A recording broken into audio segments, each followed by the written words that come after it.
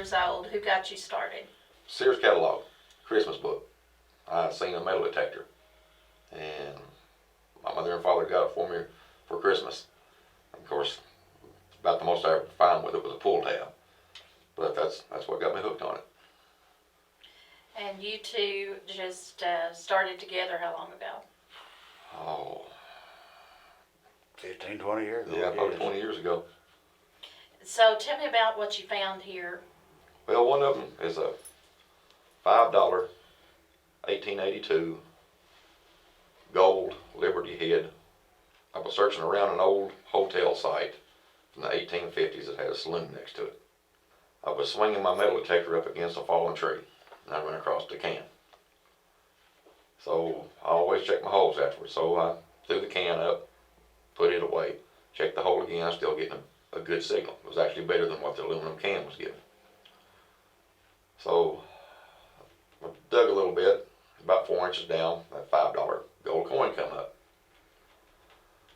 So after I showed it to him, I couldn't see it, I didn't have my glasses on. So after he looked at it, told me what it was, I checked the hole again. Well, I was getting another good signal. So I dug down another inch, and the little $1 coin come out. Both of them being gold. And of course then, it's, I don't know, it's more like shock. You know, being in the central city, who's going to find gold coins?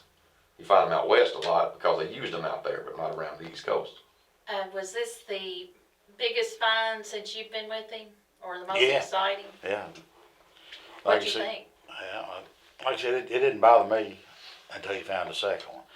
And I thought maybe there's going to be more, you know. But other than that, all I found was a parking meter.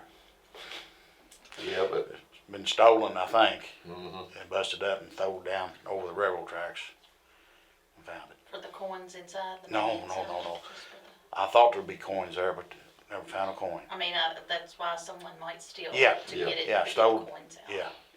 Yeah, what we was hoping is whoever stole it before either 1964 or earlier, because all the coins would have been silver as far as the dimes and the quarters. The nickels and the pennies would have all been clad, but the rest of them would have been silver. Other than coins, what type of things do you hope to find? I really like Civil War relics.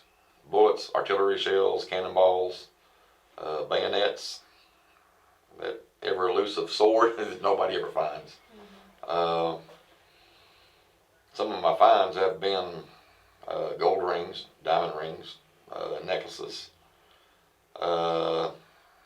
old thimbles, all kinds of silver coins, and I really like finding toys.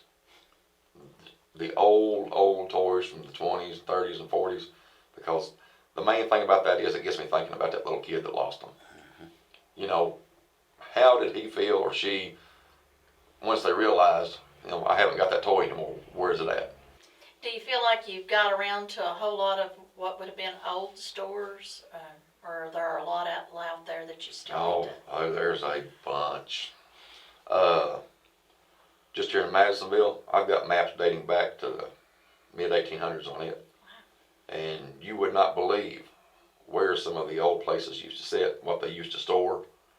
I've got Hopkins County, Christian County, Davies County,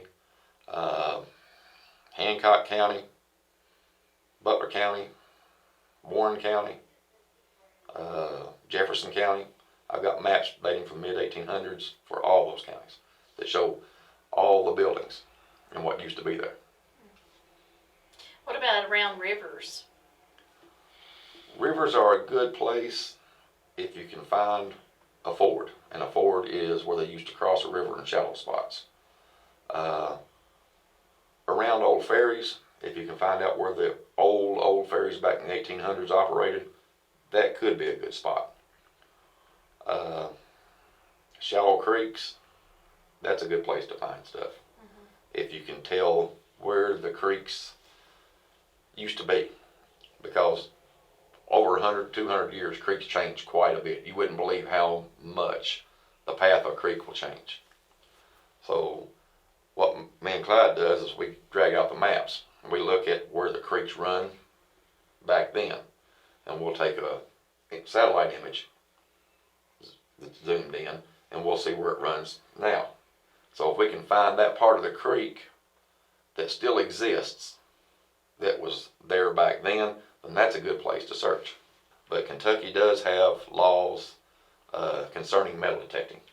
Pretty much tell you that if you are going to hunt on state property, that you have to get a permit.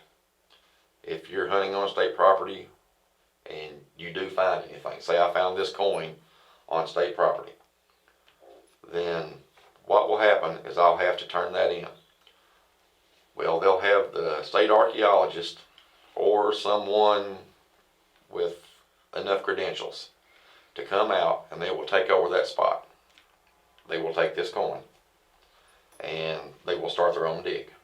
Yeah. No, it's always private property, and you always need to get a written permission statement from the owners. What's the most valuable thing you've ever found? At one time, probably that, because I've done a little research on it and tried to grade them myself. I think the two coins is worth about $1,500 together. But And you're going to do what with them? I'm going to take the large one, have it mounted in a bezel, and I'm going to wear it as a necklace. I'm going to take the smaller one, have it mounted in a ring, and give it to my wife. What's the most unusual thing you've ever found? Found a doctor's scalpel, and it was quite old because most of the handle was gone on it. It looked like it had been bent and broke. But I did find about a quarter of the handle with the blade still attached.